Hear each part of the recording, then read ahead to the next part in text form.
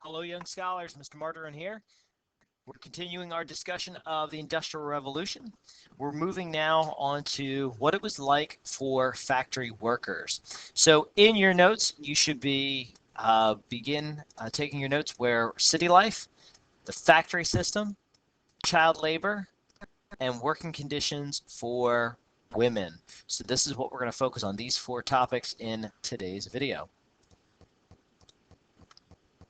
All right, so hardship of early industrial life. Well, first of all, let's take a good look at the photographs. We'll have to analyze them for your next DBQ coming up. All right, they tell the story. They tell a story about city living.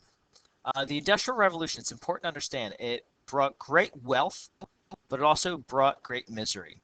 And there was we said a large number of poor migrant farmers. They began moving where? They began moving into the cities, and this is called urbanization.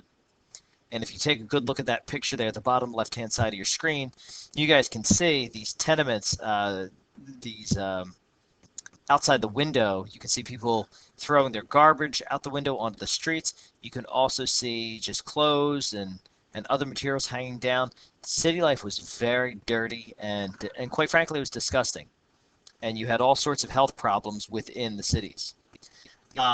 Most people lived in something called tenements, and tenements were nothing more than a small apartment about half the size of our classroom, where you had not only your mom and dad, but you had your brothers and sisters, maybe even extended relatives living in your tenement.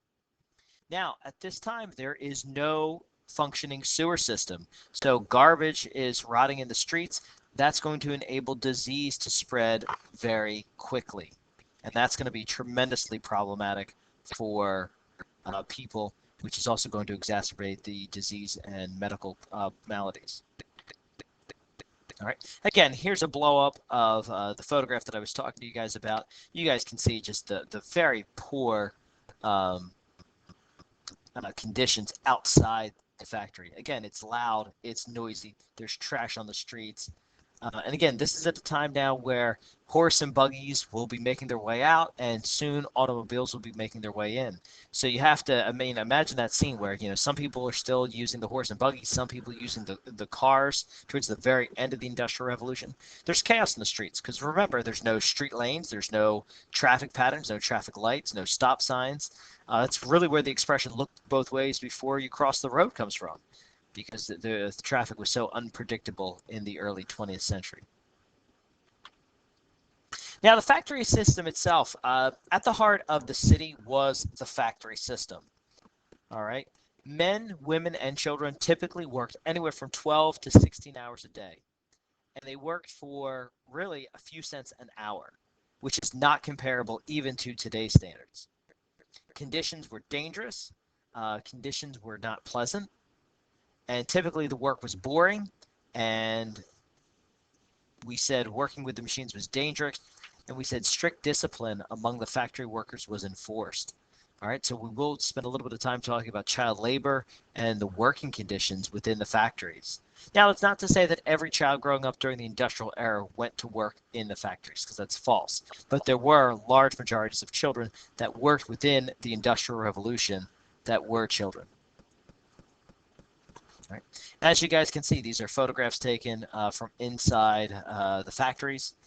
You guys can see just wires and rafters hanging down, cords all over the place. It doesn't look like there's a whole lot of safety features in here.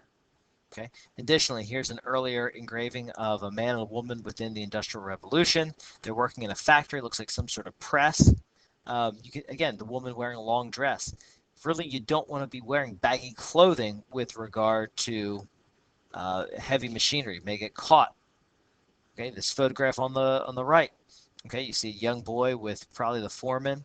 Again, no safety features, no safety goggles. A lot of the things that we would take for granted in the factories simply do not exist. All right. As far as child labor goes, okay, children work just as hard as adults, even harder, and they worked for low wages, even lower than adults. So that's important. They were a supply of cheap labor. There was, don't get me wrong, there was a lot. Children still went to school, but parents typically used the children to help support the family if you were living in the city. By the late 1800s, Parliament in England and France and Germany and then the United States will act, and they will begin to outlaw and they'll limit and then outlaw child labor altogether.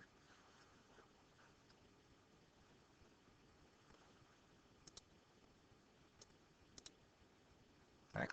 As far as working conditions for women, and this will be our last slide,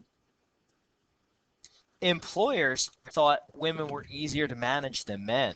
All right, kind of a little sexism in the workplace, which is why women were hired.